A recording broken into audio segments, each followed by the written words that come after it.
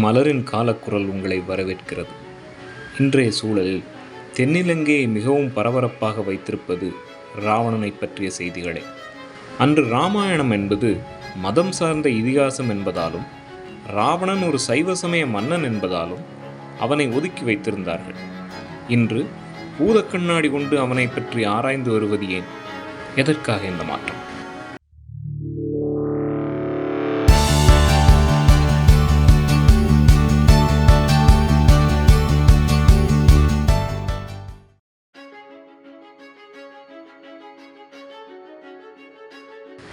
முதற் காரணம் ஆரிய இனத்திலிருந்து பிரிய எண்ணுதல்.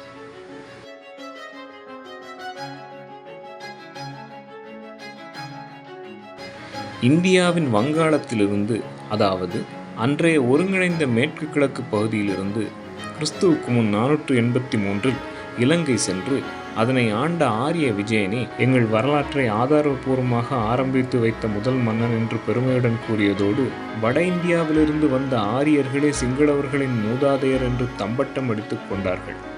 இது தொடர்பாக 20ஆம் நூற்றாண்டில் ஏஇஆர் ரத்னவீர என்பவர் ஆரியன் என்றொரு மாத இதழையே தொடங்கினார்.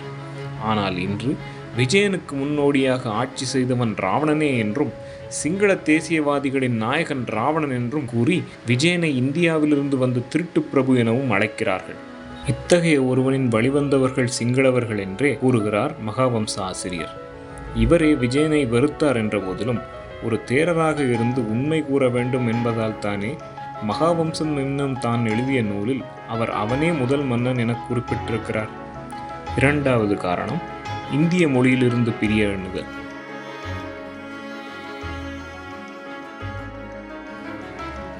அதன்பின் இனத்தால் அல்ல, இந்தோ ஐரோப்பிய மொழியால் ஆரியர் என்றவர்கள் இப்பொழுது சிங்கள மொழி தனிச்சிறப்புடையது, சமஸ்கிருதத்தோடு தொடர்பில்லாதது என்று கூறி இனத்தால் மட்டுமல்ல மொழியாலும் இந்தியாவை விட்டு பிரிய எண்ணுகிறார்கள்.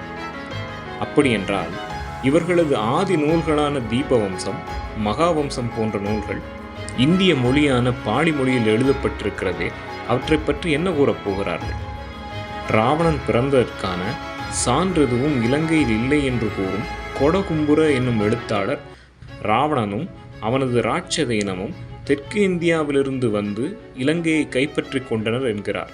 சிங்களவரான இவரே இவ்வாறு கூறுகின்ற போதும் ஏன் ராவணனை முன்னிறுத்துகிறார்கள்? காரணம் இந்திய எதிர்ப்பு. ஆம், தென்னிலங்கை சிங்களவர்கள் இந்தியாவுக்கு எதிராக ஒரு கலாச்சாரத்தை கட்டமைத்துக் கொண்டிருக்கிறார்கள். இதற்கெல்லாம் மூல காரணம் என்ன என்பதனை பார்ப்போம். மூன்றாவது காரணம் தமிழ் இனத்துவேசம். உலகளாவிய மொழிவழி ஆராய்ச்சியால் தமிழர்கள் மீது சிங்களவர்களுக்கு இனத்துவேசம் அதிகரித்து மொழிக் கொள்கையானது பாடநூல்களிலும் அச்சடிக்கப்பட்டதால் தமிழ் சிங்கள இனங்களிடையே ஒரு விரோத மனப்பான்மை ஏற்படத் தொடங்கியது. சிங்களவர்களே மண்ணின் மைந்தர்கள் என்னும் எண்ணம் வளரத் தொடங்கியதும் பௌத்த மதத்தையும் சிங்களவர்களுக்கே உரியது என தமதாக்கி கொண்டனர்.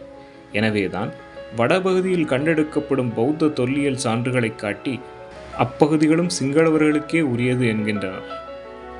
தமிழர்கள் பௌத்தர்களாக இருந்தனர் என்பதனை அவர்களால் ஏற்றுக்கொள்ள இயலவில்லை.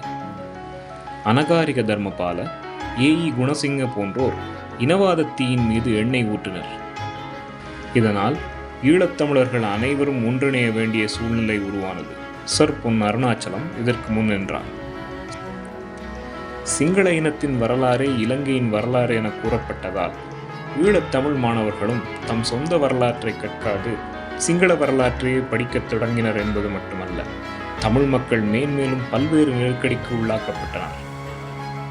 இதனால் தமிழ் சிங்கள இனங்கள் மொழிவழி அரசுகளாக பிரிந்தன. வேறுபட்ட பிராந்தியங்களில் உரிமை உடையவர்களாக காலம் வழிவகுத்தது. எனவே தமிழரின் பாதுகாப்பை உறுதி செய்யும் நோக்கில் 70களில் தமிழர் விடுதலை கூட்டணி உருவானது. இது தமிழரின் பாரம்பரிய தாயக கோட்பாட்டை வளர்த்தெடுக்கும் நோக்கில் உருவாக்கப்பட்டது. இதன் தலைவர்களாக தந்தை செல்வநாயகம், அமிர்தலிங்கம் போன்றோர் இருந்தனர். தரப்படுத்தல் என்னும் முறையின் மூலம் சிங்கள மாணவர்களை காட்டிலும் வடக்கு கிழக்கு வாழ் தமிழ் மாணவர்கள் அதிக மதிப்பெண்கள் எடுக்கும் நிலைக்கு தள்ளப்பட்டனர்.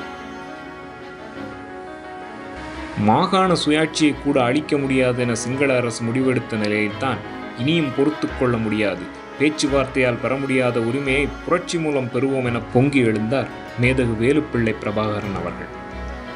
இவரது தமிழீழ விடுதலை புலிகள் இயக்கத்தால் சற்று அசைந்து கொடுத்த சிங்கள அரசு 1985 திம்புவில் ஒரு மாநாட்டை ஏற்பாடு செய்தது.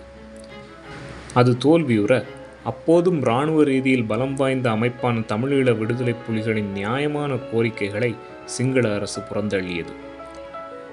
இதனால் இந்த அமைப்பின் தலைவரான மேதகு வேலுப்பிள்ளை பிரபாகரன் அவர்களின் தலைமையில் மக்கள் திரண்டு தமிழீழ கோரிக்கையை கெட்டியாக பிடித்து கொண்டனர். 4வது காரணம் இந்திய எதிர்ப்பு. நார்வே நாட்டின் தலையீட்டால் எந்த பயனும் ஏற்படாத போது இந்தியா இதில் பெரிய பங்கினை வகிக்க வேண்டிய சூழ்நிலை ஏற்பட்டது. இந்தியாவின் புவிசார் அரசியல் காரணமாக ஏற்பட்ட தலையீட்டால் 13வது சட்ட திருத்தம் ஆரம்பத்தில் நடைமுறைப்படுத்தப்பட்ட போதிலும் பின்னர் சிங்கள அரசு அதனை வாபஸ் பெற்றுக்கொண்டது. எனினும் அதற்கான அழுத்தம் இன்னமும் தொடரவே செய்கிறது. மேலும் இலங்கை அரசு ஒரு முரண்டு பிடிக்கும் பாவனையில் இந்தியாவுடன் இருப்பதற்கு காரணம் சீன அரசு. இது கொடுக்கும் அழுத்தம் காரணமாகவே அவ்வப்போது இந்தியாவிற்கு எதிராக எதிர்வினை ஆற்றுகிறது. வரலாற்று ரீதியாக ஏற்பட்ட இந்திய படையெடுப்புகளால் ஏற்பட்ட கசப்பை அவர்கள் மறக்கவில்லை.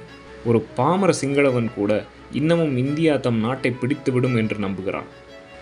அவர்களுக்கு இந்தியாவின் வெளியுறவு கொள்கை பற்றிய புரிதல் இல்லை. எனவேதான் இந்தியாவிடமிருந்து எத்தனையோ நன்மைகளை பெற்றுக்கொண்டிருக்கும் இக்காலகட்டத்தில் கூட எதிர்வினையாற்றுகிறார்கள். இதன் விளைவே புராண காலத்தின் பாத்திரமாக இருந்த ராவணன் அரசியலுக்குள் இழுக்கப்பட்டிருக்கிறான். இந்தியாவின் மீது இருக்கும் கசப்புணர்வால் இராமாயணத்தின் மீதான அவர்களின் பார்வையும் மாறியிருக்கிறது. ராமனை படையெடுப்பாளராக காண்பித்து சிங்கள மன்னனாகிய ராவணன் ஒரு வரலாற்று போரை புரிந்து இந்திய படைகளை கட்டுப்படுத்தினான் என மறு உருவாக்கம் செய்கின்றனர். இதனை ஞாபகப்படுத்தும் விதமாக இந்திய அமைதிப்படையானது இலங்கை அரசு சார்பாக சென்றபோது அவர்களை குரங்கு படைகள் என கேலி செய்தது குறிப்பிடத்தக்கது. இராமாயண காலத்தை நினைவுபடுத்தும் விதமாக ஒரு புதிய உறவை ஏற்படுத்தும் பொருட்டு இலங்கையில் சீதா தொடர்பான இடங்களில் கோவில்களை கட்டி இலங்கையில் சமய சுற்றுலா ஒன்றை ஏற்படுத்தலாம் என 125 கோடி ரூபாயில் ஒரு திட்டத்தை இந்தியா முன்வைத்த போது, சுற்றுலா பயணிகள் மூலம் இதனால் எம் நாட்டுக்கு வருமானம் கிடைத்தாலும் எமது பௌத்த பாரம்பரியத்தை இழக்க நாம் விரும்பவில்லை என கூறினர். இதனையே புதுப்பிக்கப்பட்ட இலக்கியங்களின் ஆசிரியரான முனிதாச Kumaratunga Sinhalas to go back to their roots, shunning Indian Hinduistic and other alien influences என 1988 தான் வெளியிட்ட பதிவு ஒன்றில் வேறு விதமாக கூறியுள்ளார். இந்திய கலாச்சாரம் அவர்கள் மீது திணிக்கப்படுவதாக ஒரு பிம்பம் கட்டமைக்கப்படுவதால் இத்தகைய மறுப்புகளும் வெறுப்புகளும் வெளிப்படுகின்றன. இதனை வளர்த்து விடுவது சீன அரசு. 5வது காரணம் புதிய அடையாளம் வேண்டி ராவண கோஷம்.